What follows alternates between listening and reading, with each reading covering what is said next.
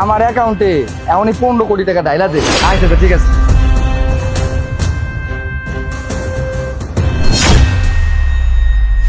তোর এত বড় সাহস, তুই আমার এত দামি গাড়ির সামনে এসে দাঁড়াইলি?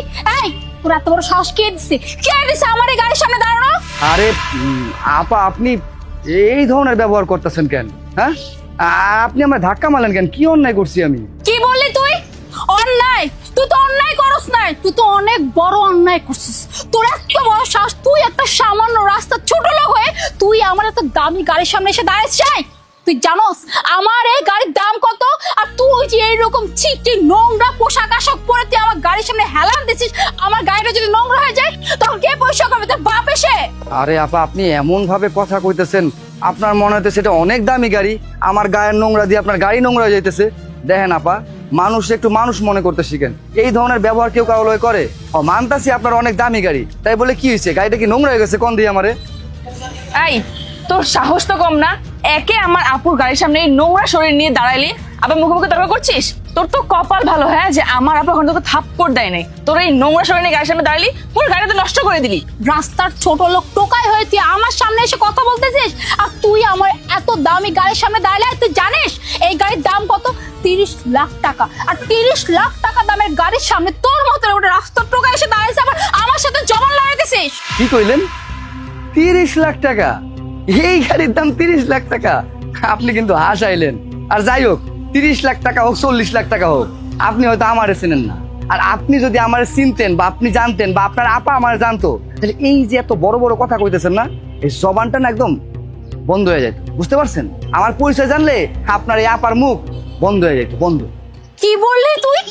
তুই আমার গাড়ির দাম শুনে হাসতেছিস? মানে 30 লাখ টাকাকে তোর কিছুই মনে হইতেছে না? এই ফকিন্নির বাচ্চা, তোকে দেখে তো এটা মনে হইতেছে তোর পকেটে সামান্য 30 টাকা নাই, আর তুই কিনা 30 লাখ টাকা নিয়ে এমন হাসি দিচ্ছে, মনে হচ্ছে যে এই 30 লাখ টাকা তোর আনাচে কানাচে পড়ে থাকে।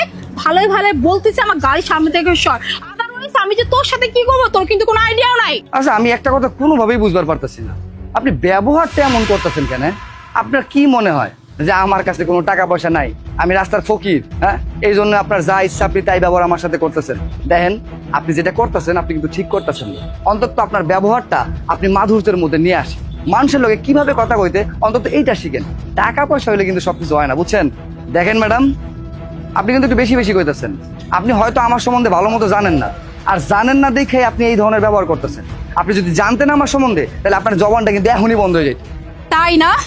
তোর কত টাকা আছে সেই কথা শুনলে আমার জবান বন্ধ হয়ে যাবে? ফকিন্নির বাচ্চা, তোর সাথে যে আমি কথা বলতেছি এটা তো তোর ভাগ্য, আর তোর কথা শুনে আমার জবান বন্ধ হয়ে যাবে? আচ্ছা ঠিক আছে, আমিও দেখতে চাই ফকিন্নি আমার জবানটা কিভাবে বন্ধ করে। এই তুই কি করবি, কি করবি আমি দেখতে চাই। আপনাকে জানতে ইচ্ছা করতেছে আমি কেডা? ঠিক আছে, জানামু পরে, আগে আমি কি করতে পারি সেটা দেখেন। আমি এক্ষুনি ফোন দিমু, ফোন দিয়ে 1 বস্তা টাকা আপনাকে সামনে হাজির করতেছি। আপনার খালি খাড়ায় খায় তামাশা দেখেন। ও আচ্ছা, তুই এখন কল করে বস্তা ভর্তি টাকা আনবি? ফাইন, দে কল দে, এক্ষুনি কল দে। আমিও দেখতে চাই তোর কোন কে আসে বস্তা ভর্তি টাকা নিয়ে, আর বস্তা আসলে টাকা থাকে না কি থাকে, তারপর আমি দেখাবো আমার সাথে জবান লড়ানোর না পরিণতি কতটা ভয়ঙ্কর হয়। ফোন দে। ঠিক আছে। এই গোবরাজু, এই এক্ষুনি তুই ওয়াল ইউনিভার্সিটির সামনে 1 বস্তা টাকা নিয়ে হাজির হবি। সময় মাত্র তোরা দিলাম 5 মিনিট, তাড়াতাড়ি আয়। আইতাছে, খারান। জানতে চাইছেন না, দেখতে চাইছেন না, দেখাইতাছে, একটু ধৈর্য ধর। ওস্তাদ, এই যে টাকা নিয়ে এসেছি।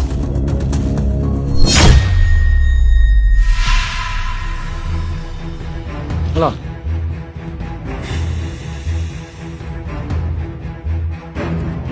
দেখছেন? এই যে দেখেন টাকা, এই বস্তার মধ্যে আরো অনেক টাকা।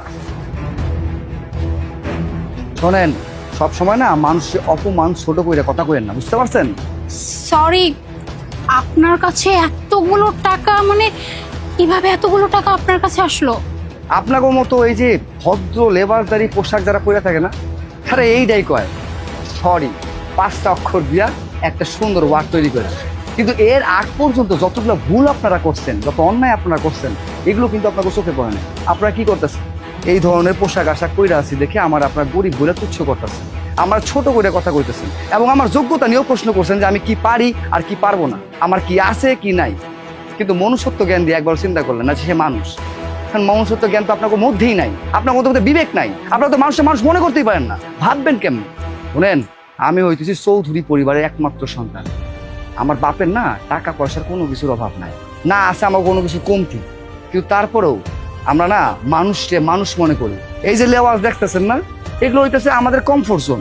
এগুলো পড়ে আমরা স্বাচ্ছন্দ্য বোধ করি। কেউ বিপদে পড়লে তা করে সাহায্য করি, কখনো দূর দূর করে ঠেলে দিই না। হ্যাঁ, কি একটা 30 লাখ টাকার গাড়ি দেখাইতেছেন আর আপনি কইতেছেন গাড়ির দাম জানোস? আরে আমি চাইলে এই মুহূর্তে এইখানে খাড়াইয়া এরকম 30 লাখ টাকার গাড়ি 3টা কিনতে পারি না, 30টা কিনতে পারি।